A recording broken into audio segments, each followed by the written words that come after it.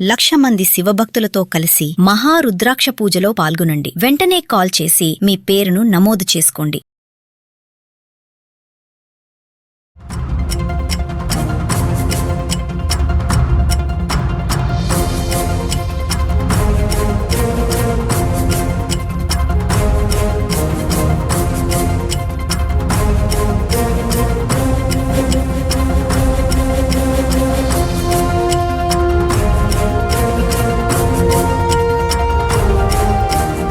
నమస్తే, welcome back to Suman TV. Present మనతో పాటు ఉన్నారు ఎనలిస్ట్ మందర్ కృష్ణారెడ్డి గారు.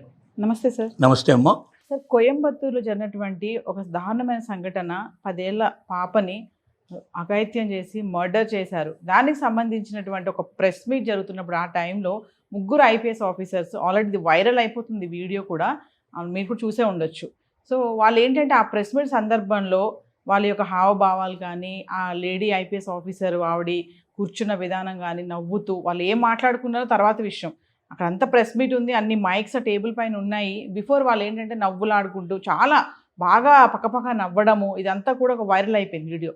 అంటే ఒక్కసారి మిమ్మల్ని అడిగితే, మరి వాళ్ళ ముగ్గురిని సస్పెండ్ చేయడం కూడా జరిగింది. ఇప్పుడు కొత్తగా వచ్చినటువంటి సీఎం విజయ్ ఇమీడియట్లీ వాళ్ళని సస్పెండ్ చేశారు. అంటే సస్పెండ్ వరకే వెళ్తుందా? చాలామంది నెటిజన్స్ ఏమంటున్నారంటే, ఇలాంటి వాళ్ళకి అసలు ఉద్యోగాలు ఇవ్వకూడదు, సస్పెండ్ కాదు, వీళ్ళు మొత్తానికి డిస్మిస్ చేయాలి అని చెప్పేసి విపరీతమైన కామెంట్స్ వస్తున్నాయి. దుమ్మెత్తిపోస్తున్నారు అనుకోండి.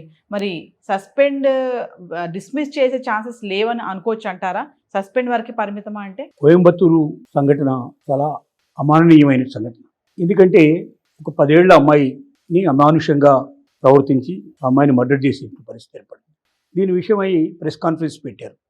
పోలీసు వాళ్ళు ఎక్స్ప్లెయిన్ చేయాలి. పేరు అన్ని ప్రెస్ మొత్తం టోటల్గా అన్ని పత్రికలు, అన్ని ఛానల్స్ సంబంధించినటువంటి వాళ్ళు వినడానికి సిద్ధంగా ఉన్నారు. ఆల్రెడీ మైకులని అరేంజ్ చేసుకున్నారు, కూర్చున్నారు. కోయంబత్తూరు సంబంధించిన మంత్రి కూడా కీర్తన మన తెలుగు అమ్మాయి ఆ ప్రెస్ కాన్ఫరెన్స్లో ఉంది. ఆ సందర్భంగా ఇంకా ప్రెస్ కాన్ఫరెన్స్ ప్రారంభం కాలేదు, కానీ ఒక ఐపీఎస్ చేసినటువంటి ఉన్నతమైన చదువులు చదివినటువంటి 3 ఐపీఎస్ ఆఫీసర్సు, అందులో ఒక లేడీ ఆఫీసర్ ఎక్కువ ఇనిషియేటివ్ తీసుకుంటూ కనబడుతూ ఉంటుంది. ఏదో ఫోన్లో చూపించి నవ్వుతూ, తను నవ్వడమే కాకుండా పక్క వాళ్ళని కూడా నవ్వించాడు. ఒకసారి కాకుండా అది కొన్ని నిమిషాల పాటు కంటిన్యూ చేయడం వెకిలీ చేసేలాగా కనబడుతుంది. అంటే సీరియస్ మ్యాటర్ ఉన్నప్పుడు, ఒక చిన్న అమ్మాయి ఫ్యాక్సో కేసు, అది 10 ఏళ్ల వయసు అనేది చాలా చిన్న వయసు. అలాంటి ఒక అమ్మాయి మీద అఘాయిత్యం జరిగితే, ఆ అమ్మాయిని మర్డర్ చేస్తే ఆ సీరియస్నెస్ అనేది పోలీసుల్లో కూడా కనపడాలి. మేము రోజు ఇలాంటివి ఎన్నో చూస్తూ ఉంటాం. ఇది మా జీవితంలో మాకు పెద్ద లెక్క కాదు, మేము దీన్ని ఇట్లాంటి వాటిని లెక్క పెట్టాం. మేము ఇది రొటీన్ అనేటువంటి పద్ధతిలో ఉండి తమ సొంత ఆలోచనల్ని ఇంప్లిమెంట్ చేయడానికి ప్రయత్నం చేసి అంతమంది ప్రెస్ వాళ్ళ ముందర, ఒక మినిస్టర్ ముందర అలాంటి ప్రవర్తన చేయడం అనేది అది ఏమాత్రం కూడా ఎవ్వరూ హర్షించదగిన విషయం కాదు. అందుకే నెటిజన్ల నుంచి విపరీతమైనటువంటి దానికి స్కోల్డింగ్ రావడం జరిగింది. వెంటనే విజయ్ దృష్టికి ఈ విషయం వెళ్ళడం, సస్పెండ్ చేయడం జరిగింది. ఎందుకు సస్పెండ్ చేయాల్సి వస్తుందంటే, ఉద్యోగస్తులను ఎవరిని కూడా డైరెక్ట్గా డిస్మిస్ చేసే అవకాశం ఉండదు. దానికి ఒక ప్రొసీజర్, ఒక సిస్టమ్ ఉంటుంది. అంటే నిజంగా వాడు తప్పు చేశారా లేదా, ఏం జరిగింది ఆ సందర్భంగా, ఎలాంటి పరిస్థితులు ఉన్నాయనేది మొత్తం దానికి సంబంధించిన ఇన్ఫర్మేషన్ అంతా తీసుకోవాల్సి ఉంటుంది.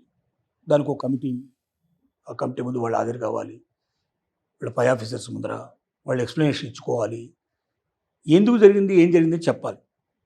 అది సహేతుకంగా ఉందా లేదా అని చెక్ చేసుకోవాలి. సస్పెండ్ చేయాల్సి అంటే మొత్తం టోటల్గా డిస్మిస్ చేయాల్సినంత రీజన్ ఉందా లేదా అనేది కూడా చూడాలి. ఎందుకంటే ఒక్కొక్క తప్పుకు ఒక్కొక్క రకమైన పనిష్మెంట్ ఉంటుంది. అంటే ఉద్యోగం కట్ చేయడము, లేకపోతే ప్రమోషన్స్ కట్ చేయడము, లేకపోతే ఏదైనా ఇంటీరియర్ ప్లేస్కి పంపించడము, అట్లాంటివి ఏమైనా కొన్ని పనిష్మెంట్స్ ఉంటాయి. ప్రతిదానికి డిస్మిస్ చేయడమే మార్గంగా ఉండదు. అంటే మనకు సంఘటన అర్థమవుతుంది కాబట్టి చూసే వాళ్ళకి చాలా బాధగా, చాలా ఘోరంగా, వాళ్ళని ఏమైనా చేయొచ్చు, అసలు వీళ్ళని కొంతమంది అయితే ఎన్కౌంటర్లో కాల్చిపారేయమని కూడా చెప్పేటువంటి వాళ్ళు కూడా ఉన్నారు. కానీ ఒక్కొక్క ఉద్యోగానికి సంబంధించిన క్యాడర్కి కొన్ని పద్ధతులు, కొన్ని సిస్టమ్స్ ఉంటాయి. ఒక మనిషిని పూర్తిగా డిస్మిస్ చేసి ఉద్యోగం నుంచి బయటకు పంపించాలంటే కూడా ఆ మెథడాలజీ ప్రకారం, ఎందుకంటే ఐఏఎస్ ఐపీఎస్ ఆఫీసర్స్ అంటే ఇంకా చాలా ఎక్కువగా స్ట్రిక్ట్గా ఉంటాయి. వాళ్ళకు కూడా ప్రత్యేకమైనటువంటి న్యాయస్థానాలు ఉన్నాయి. ఆ న్యాయస్థానాలకు వాళ్ళు అప్లై చేసుకుని ట్రిబ్యునల్స్కి అప్లై చేసుకుంటారు. మళ్ళీ ఇదంతా చాలా టైం పడుతుంది. అయితే సస్పెండ్ అయిన తర్వాత దాని సస్పెన్షన్ కంటిన్యూ చేయొచ్చు. ఆ విషయం తెలియదాకా అది 3 నెలలైనా 6 నెలలైనా సంవత్సరమైనా 2 సంవత్సరాలైనా కంటిన్యూ చేయడానికి అవకాశం ఉంటుంది. ఏదేమైనప్పటికీ ఈ సస్పెన్షన్ అనేది చక్కన చేయటం వల్ల మిగతా ఆఫీసర్స్ లోపల ఒక భయం అనేది ప్రారంభం అవడానికి ఆస్కారం ఉంది.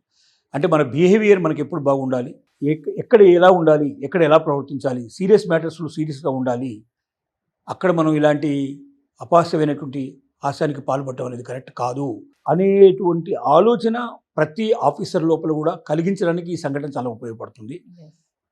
విజయ్ లాంటి బాగా ఇప్పుడిప్పుడే ఉడుకు రక్తంతో ఉన్నవాడు మొట్టమొదటిసారిగా ముఖ్యమంత్రిగా వచ్చాడు కాబట్టి తక్కువ నిర్ణయం తీసుకున్నాడు. వేరే పొలిటీషియన్స్ అయితే ఇంత తొందరగా నిర్ణయం తీసుకోరు. ఎందుకంటే ఐపీఎస్ ఆఫీసర్స్ అందరూ ఏకమై ఎగనిస్ట్గా గవర్నమెంట్కి పనిచేస్తే లా అండ్ ఆర్డర్ చాలా క్రిటికల్ సిచ్యువేషన్కి వస్తుంది. ఎందుకంటే లా అండ్ ఆర్డర్ సరిగ్గా లేకపోతే మొత్తం రాష్ట్రం అంతా అట్టుడికిపోయే పరిస్థితి ఏర్పడుతుంది. మీరు మా వాళ్ళని సస్పెండ్ చేశారు కాబట్టి మేము మీకు కోఆపరేట్ చేయమని చెప్పి కూడా వాళ్ళలో ఎక్కువ మంది తిరగబడితే చాలా ప్రాబ్లం అవుతుంది. కానీ ఎవరు అలాంటి ప్రయత్నం ఏం జరగలేదు. ఎందుకంటే వాళ్ళకు కూడా అనిపించింది అది చూసినప్పుడు ఇట్లాంటి చోట ఇట్లా ప్రవర్తించకూడదని. కాబట్టి ప్రస్తుతానికి మాత్రం అసోసియేషన్ వాళ్ళు రాజీ ప్రయత్నం కుదిర్చే ప్రయత్నం చేస్తున్నారని ఇన్ఫర్మేషన్ వస్తుంది. అది సాధ్యం కాకపోవచ్చు. ఖచ్చితంగా వాళ్ళ మీద ఎంక్వైరీ జరుగుతుంది. ఆ ఎంక్వైరీలో వాళ్ళ తప్పును బట్టి వాళ్ళకి ఏ శిక్ష విధించాలనేది ఆ నిబంధనల ప్రకారంగా పోతారు తప్ప నెటిజన్స్ కూడినంత మాత్రంలో వాళ్ళకి ఇమీడియట్గా వాళ్ళని డిస్మిస్ చేయడం, ఉద్యోగం పూర్తిగా తీసేయడం అనేది అంత సులభం కాదు. డైరెక్ట్ డిస్మిస్ కుదరదు. ఏ ఎంప్లాయీస్ కూడా డైరెక్ట్ డిస్మిస్ కుదరదు. అతను తప్పు చేసినా, నేరం చేసినా, అతను మర్డర్ చేసినా, మరభంగం చేసినా వెంటనే తీసేయడం కుదరదు. మళ్ళీ దాన్ని న్యాయస్థానానికి పోవాల్సిందే, లేదా దానికి సంబంధించిన ఎంక్వైరీ కమిషన్కి వెళ్లాల్సిందే. ట్రిబ్యునల్స్ ఉన్నాయి, వాళ్ళకి అన్నీ ఉన్నాయి. అవన్నీ పూర్తి అయ్యే వరకు కనీసం 5 ఏళ్ళు 10 ఏళ్ళు పట్టినా ఆశ్చర్యపడాల్సిన అక్కర్లేదు. కానీ అప్పటిదాకా వీళ్ళకి ఏంటంటే 50% శాలరీ పే చేయడం ఇట్లాంటి కొన్ని ఉంటాయి. లేకపోతే శాలరీ ఇవ్వకుండా వాళ్ళని మూల కూర్చోబెట్టడం ఇట్లా ఉంటాయి. ఇలాంటి పరిస్థితులు ఏర్పడతాయి. అంటే అది ఒక రకమైన వాడు ఇంకా వేరే ఉద్యోగం చేయలేరు, ఈ ఉద్యోగంలో వాడికి ఏమీ రాదు. వాళ్ళు పూర్తిగా ఒక రకంగా ఒక శిక్ష నిజంగా పడ్డట్టే లేక. ఎందుకంటే ఒక ఐపీఎస్ ఆఫీసర్ అంటే ఎంత యాక్టివ్గా ఉంటాడు, ఎన్ని రోజు కేసులు పరిష్కారం చేస్తుంటారు, కింద వాళ్ళందరి మీద బాసిజం ఉంటుంది వాళ్ళకి. అవన్నీ పోగొట్టుకొని కావాల్సినటువంటి వాళ్ళ వెహికల్స్ మొత్తం ఆఫ్ అయిపోతాయి, ఏమి ఉండవు ఇక వాళ్ళకి. ఒక కామన్ మ్యాన్గా కూర్చోవలసిన పరిస్థితి ఏర్పడుతుంది. అది పెద్ద శిక్ష అవుతుంది. ఏదేమైనది మిగతా ఎంప్లాయీస్కి ఇది ఒక చెంపదెబ్బలాగా ఉంటుంది. వాళ్ళలో మార్పు వస్తుందని మనం ఆశిద్దాం. వాళ్ళపైన ఎంక్వైరీ కమిషన్ వేస్తారు కదా సార్? ఖచ్చితంగా వేస్తారు, ఖచ్చితంగా వేస్తారు. ప్రొసీజర్ అంతా ప్రొసీజర్ చేయాలి. ప్రొసీజర్ ప్రకారంగా చేసి డిస్మిస్ చేసేందుకు రికమెండ్ చేసినప్పటికీ మళ్ళీ వాళ్ళు కోర్టుకు వెళ్ళడానికి, వాళ్ళు ట్రిబ్యునల్స్కి వెళ్ళడానికి వాళ్ళకి అవకాశాలు ఉంటాయి. అవన్నీ తేలే వరకే చాలా టైం పడుతుంది. కానీ ఈ లోపల వాళ్ళకి జీతం రాదు. కొంతమందికి 50% శాలరీ, కొంతమందికి అసలు జీతం లేకుండా ఉంటుంది. పరిస్థితిని బట్టి దాన్ని ఒక గ్రేడ్గా డిసైడ్ చేస్తారు. ఏది ఏమైనప్పటికీ ఒకటే మనం కోరుకునేది, ఏ మనిషి అయినా పరిస్థితులకు అనుగుణంగా ఉండాలి తప్ప పరిస్థితులు ఒక రకంగా ఉంటే సీరియస్ పరిస్థితుల లోపల మనం ఎప్పుడు కూడా హాస్యంగా ఉండడానికి ప్రయత్నం చేయడం కరెక్ట్ కాదు. అది అపహాస్యం అయిపోతుంది, ప్రజల్లో భయానకమైన పరిస్థితి ఏర్పడుతుంది, ఇతరులందరూ మనని అసహ్యంగా చూసేటువంటి పరిస్థితి ఏర్పడుతున్నది గ్రహించాల్సిన అవసరం ఉంది. ఆఫీసర్ అయినా, ఎవరైనా, మనిషి ఎవరైనా సరే. Thank you.